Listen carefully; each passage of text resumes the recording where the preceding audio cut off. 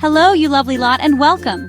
It's me, your Swiss Sembo, and today we're jetting off, metaphorically of course, unless you're watching this on a plane, in which case, how very convenient. We're diving headfirst into a country that's just bursting with surprises, a place you think you know, but trust me, it's got more layers than a Danish pastry itself. Yes, we're talking about Denmark. Oh, you think you know Denmark, do you? You've heard about the Vikings, you've probably sat on some of their furniture, maybe even stepped on a Lego brick in the dark, ouch! But I promise you, there's a whole smorgasbord of fascinating tidbits that are going to make your eyebrows do a little dance. Now, Denmark often pops up in conversations as this idyllic little haven, a fairy tale kingdom come to life. And while it certainly has its charming cobblestone streets and picturesque canals, there's a robustness to it, a modern marvel that often gets overshadowed by the whimsical.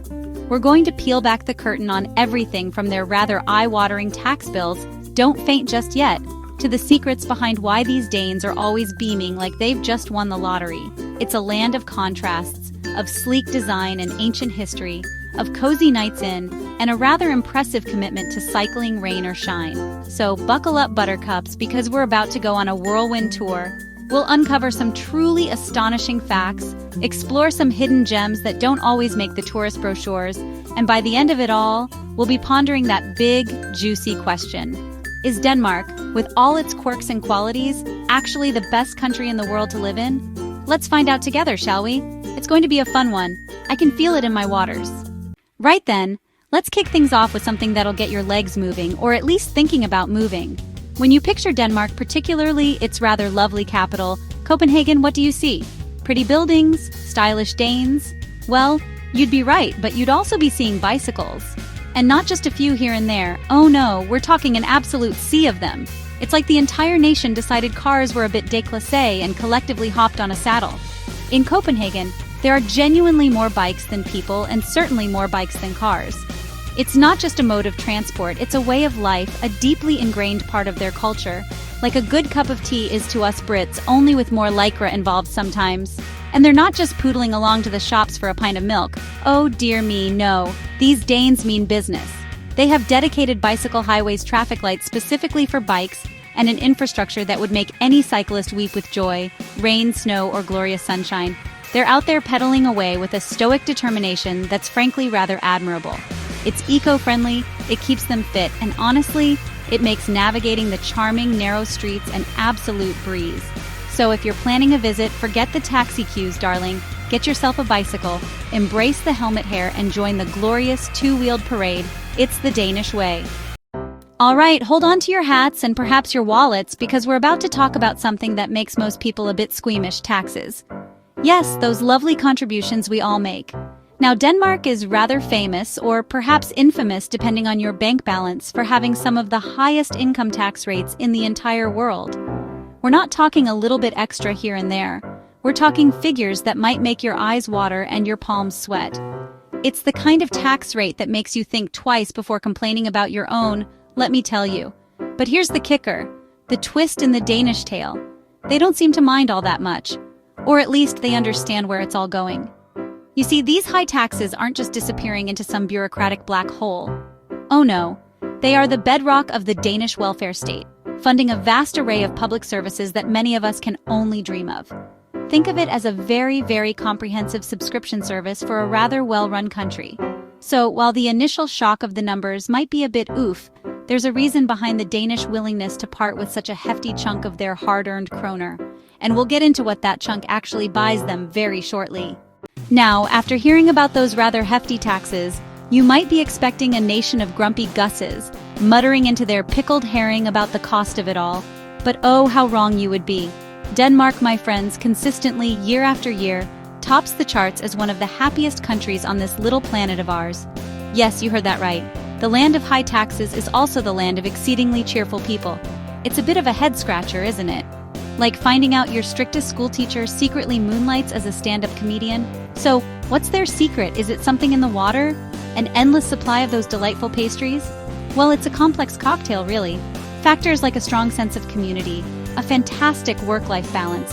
They actually believe in leaving work on time, imagine that. Trust in their government and fellow citizens, and a profound feeling of security play huge parts. It's not just a fleeting, superficial happiness. It's a deep-seated contentment, a sense of well-being that permeates their society. They've even got a special word for a certain kind of cozy contentment, but we'll get to that little gem later. For now, just picture a nation collectively smiling. A lot. Remember those high taxes we were just chatting about? Well, here's where you really start to see the return on investment. And it's quite the package, let me tell you. The Danish welfare system is legendary, a comprehensive safety net designed to support its citizens from the moment they pop into the world until their very last days. It's like a giant societal hug that ensures everyone has access to the essentials and a helping hand when they need it. Think generous unemployment benefits, substantial support for families with children, and care for the elderly that's dignified and thorough. This isn't just about patching things up when they go wrong. It's about creating a society where people feel secure enough to take risks, to pursue their passions, and to contribute without the constant fear of financial ruin if things go a bit pear-shaped. It fosters a sense of collective responsibility and trust, knowing that the system is there for you and for your neighbor. Of course, no system is perfect, and there are always debates and discussions about how to best manage it, but the fundamental principle of caring for one another is deeply embedded in the Danish psyche. It's a society that truly tries to leave no one behind. Now, if the comprehensive welfare system didn't quite get your attention, this next bit probably will. Imagine a world where going to the doctor doesn't involve a frantic search for your insurance card or a silent prayer that the bill won't bankrupt you. Imagine sending your children or even yourself off to university without accumulating a mountain of debt that would make a Himalayan Sherpa quake. Well, in Denmark, that's not a fantasy, my darlings. That's pretty much the reality. Healthcare and education, from primary school right through to university, are, for the residents, largely free at the point of use. Free? I hear you cry. Well, of course, it's funded by those taxes we keep mentioning, so it's not free, but the accessibility is extraordinary. This means that your health and your education aren't determined by the size of your bank account. Everyone has the right to medical treatment, and everyone has the opportunity to learn and develop their skills. This leads to a healthier, more educated, and ultimately, a more equitable society. It's a pretty powerful concept, isn't it? The idea that a nation invests so heavily in the well-being and potential of its people. It certainly takes a load off your mind. All right, we've painted a rather rosy picture so far, haven't we? Free healthcare, free education, happy people cycling everywhere. But there's always a but, isn't there? And in Denmark, that but often comes with a rather hefty price tag. Yes, prepare yourselves, because Denmark is renowned for being one of the most expensive countries in the world to live in. We're talking eye-wateringly pricey pints, groceries that make you double-take, and rents that could make a Londoner blush. So if you're planning on moving there, you might want to start saving your pennies, or rather, your kroner, and lots of them. But why, oh why is it so expensive? Well, it's a bit of a chicken and egg situation. Those high salaries we briefly touched upon mean people have more money to spend, which can drive up prices. The high standard of living comes at a cost, and the strong social safety net and public services are, as we know, funded by high taxes, which can also be reflected in consumer prices. Plus, there's a VAT or value-added tax that's pretty substantial on most goods and services. So, while you're getting a lot for your money in terms of societal benefits, your day-to-day expenses can feel like a bit of a shock to the system if you're not prepared for it. Now let's talk about a word you've probably heard whispered, or maybe even shouted from the covers of lifestyle magazines. Hygge, pronounced hygge, sort of. It's a Danish concept that's become a bit of a global phenomenon, and honestly, for very good reason. But what on earth is it? Well, trying to define hygge is like, trying to catch smoke in your hands, but essentially it's about creating a warm, cozy atmosphere and enjoying the good things in life with good people. Think candles, comfy jumpers, a crackling fire, good conversation, a warm drink, and a feeling of complete contentment and well-being. It's the art of a hug and a feeling. But it's not just about aesthetics, oh no. Hygge is a fundamental part of the Danish national identity, a way of coping with their long, dark winters, and a way of fostering connection and community. It's about consciously creating moments of comfort, joy, and togetherness. Whether it's a quiet evening in with a book, a lively dinner with friends, or even just a perfectly brewed cup of coffee enjoyed in a favorite mug, it's about savoring the simple pleasures.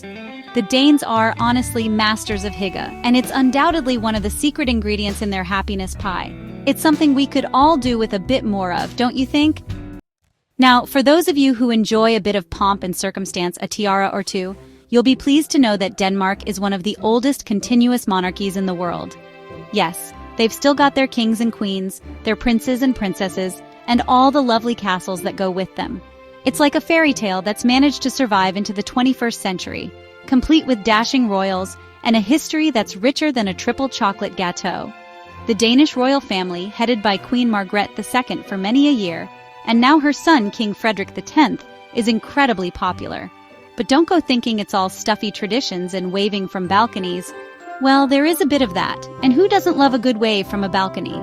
However, the Danish monarchy is very much a modern institution. They play a largely ceremonial role, acting as ambassadors for the country, supporting charitable causes, and generally being a symbol of national unity and continuity. They're seen as being relatively down-to-earth as far as royals go, and you might even spot them cycling around Copenhagen, just like everyone else. Well, perhaps with slightly less sweaty lycra. It's a fascinating blend of ancient heritage and contemporary relevance. If there's one thing the Danes know how to do, apart from being terribly happy and riding bicycles, it's design. Oh yes, Danish design is a global benchmark for style, functionality, and that effortlessly cool, minimalist aesthetic. We're talking clean lines, beautiful craftsmanship, and an emphasis on making everyday objects not just useful, but utterly gorgeous. Think of those iconic chairs that look like sculptures, those lamps that cast the perfect hygge glow, and a general sense of understated elegance that permeates everything from their public benches to their kitchenware. It's design that's meant to last, both in quality and in style. And of course, we can't talk about Danish design without mentioning the most famous plastic brick in the entire universe, Lego. Yes, those colorful little blocks of joy and sometimes foot-related agony are a Danish invention, born from a desire to encourage creativity and play. But Danish design influence extends far beyond toys and furniture. It's in their architecture, with stunning modern buildings sitting harmoniously alongside historic ones. It's in their fashion, known for its chic simplicity. It's a testament to a national appreciation for quality, innovation, and making the world a slightly more beautiful and well-ordered place. Now, Copenhagen, with its canals and cool vibes, often steals the limelight, and quite rightly, it's fabulous. But venture beyond the capital, and you'll discover a Denmark that's brimming with unique places to visit, charming towns, and landscapes that'll take your breath away. There's so much more to this country than just one city, however wonderful it may be. Think windswept coastlines dotted with picturesque fishing villages, ancient rune stones whispering tales of Viking lore, and fairy tale castles that look like they've leapt straight out of a Hans Christian Andersen story, who, by the way, was Danish. You could explore the rugged beauty of Jutland's west coast, visit the colorful harbor of Nyhavn if you haven't already, or perhaps lose yourself in the charming streets of Aarhus, Denmark's second city, which is packed with culture and culinary delights. There's the island of Funen, known as the Garden of Denmark, or the dramatic white cliffs of Mønneren. Each region has its own distinct character and its own hidden gems just waiting to be uncovered. So, if you do make it to Denmark, do yourself a favor, rent a car, or a bike, naturally, and get exploring. You might just find your new favorite spot in the world. Well, there we have it, my lovelies. A whirlwind tour through the rather wonderful and occasionally wallet-worrying world of Denmark. From the sheer number of bicycles that honestly boggles the mind, more bikes than people in Copenhagen, can you believe it? To the concept of hygge, which, let's be honest, we all need a bit more of in our lives. And then there's that fascinating paradox of sky-high taxes coexisting with sky-high happiness. It's like they've cracked some sort of societal code that the rest of us are still trying to Google. For me, the idea that such high taxes genuinely translate into such a comprehensive safety net and widespread contentment is probably the most surprising and, dare I say, inspiring takeaway. Denmark certainly presents a compelling case, doesn't it? With its commitment to well-being, its beautiful design, and its rather charming royals, it's easy to see why so many people are captivated by it. But it's not without its, shall we say, pricey side. And those long, dark winters might take some getting used to if you're a sun worshiper. It's a unique blend of progressive policies and deep-rooted traditions, of sleek modernity and cozy charm. It makes you think, doesn't it, about what truly makes a country a great place to live. So the big question remains, after all you've heard, would you want to live in Denmark? Could you embrace the cycling culture, the high cost of living for the sake of that incredible welfare system, and master the art of hygge? I'd absolutely love to hear your thoughts in the comments below. And if you enjoyed our little Danish adventure, please do give this video a big thumbs up. Share it with your travel-curious friends, and of course, hit that subscribe button and the little notification bell so you don't miss our next journey. Thanks for watching, and see you next time.